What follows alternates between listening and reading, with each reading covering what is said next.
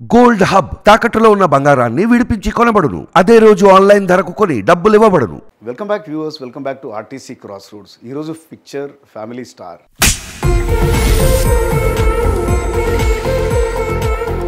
ఈ picture both Vijay Devarakonda అట్లాగే పరశురామ్కి ఇద్దరికి చాలా important movie.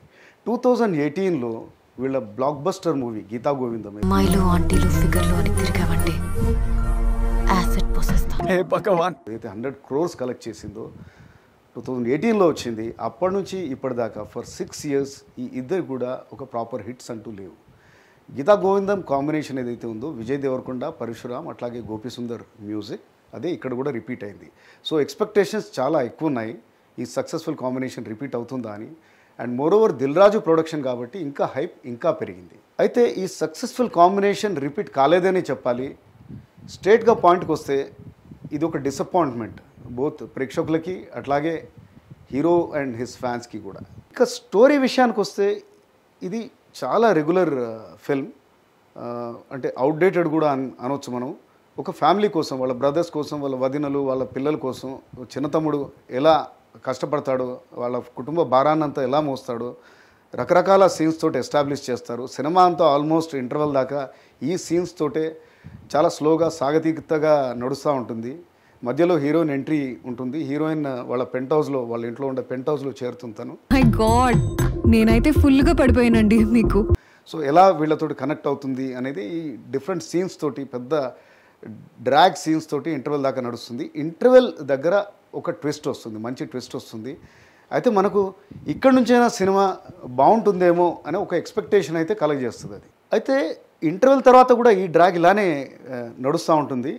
Even though scene యూఎస్కి shift అవుతుంది, హీరో హీరోయిన్స్ యూఎస్కి వెళ్తారు. అక్కడ వెన్నెల కిషోర్ ఇంట్రడ్యూస్ అవుతాడు.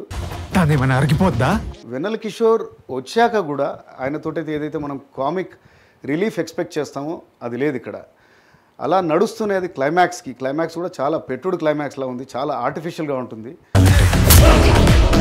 సో ఓవరాల్గా మనం థియేటర్లోంచి బయటకు వచ్చేటప్పుడు కనీసం ఒక 4-5 మంచి సీన్స్ ఉన్నాయో, లేకపోతే మంచి మూమెంట్స్ ఉన్నాయో అనే ఫీలింగ్ లేకుండానే మనం బయటకు వస్తాం. పరశురామ్ మానవ సంబంధాలని అలాగే తన క్యారెక్టర్స్ పడే అంతర్మథనాన్ని చాలా బాగా చూపిస్తాడు. మనం చూసాం సోలో, శ్రీరస్తు శుభమస్తు, గీతా గోవిందం లాంటి పిక్చర్స్లో చాలా గ్రిప్పింగ్ క్యారెక్టర్స్ ఉంటాయి. అలాగే ఫ్యామిలీ డ్రామా ఉంటుంది. రైటింగ్ ఆయన స్ట్రెంగ్త్, ఆయన డైలాగ్స్ యాక్చువల్గా చాలా సింపుల్గా ఉంటాయి కానీ చాలా లోతుగా ఉంటుంది. ఈ సినిమాలో అదే ప్రాబ్లం, రైటింగే మిస్ అయింది. రైటింగ్, స్క్రీన్ ప్లే కానీ డైలాగ్స్ పరంగా 1-2 బాగానే ఉన్నా కానీ నోరు తిరగట్లేదని ఈజీ వర్సాలు కలిపేయకండి.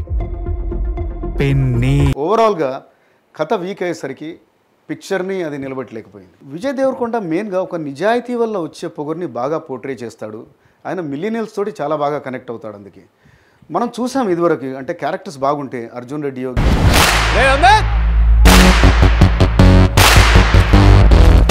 గీతా గోవిందము తన స్వాగ్ తోటి, తన స్టైల్ తోటి సినిమాల్ని లిటరల్గా భుజాల మీద మోస్తాడు. ఇక్కడ సినిమా కథ చాలా వీక్ అయ్యేసరికి తన ప్రెజెన్స్ కూడా దాన్ని కాపాడలేకపోయింది. గీతా గోవిందం సినిమాలో గోపి సుందర్ మ్యూజిక్ చాలా పెద్ద అసెట్ అయింది.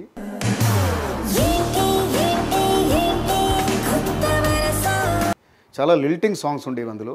కానీ ఈ సినిమా వచ్చేసరికి both songs and background music first హాఫ్లో అసలు తేలిపోయింది. సెకండ్ హాఫ్ వచ్చేసరికి అది కాస్త బాగానే ఉంది. There was some 2 good songs and background music కూడా బాగుండింది.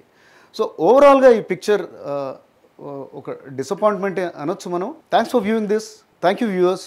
See you soon.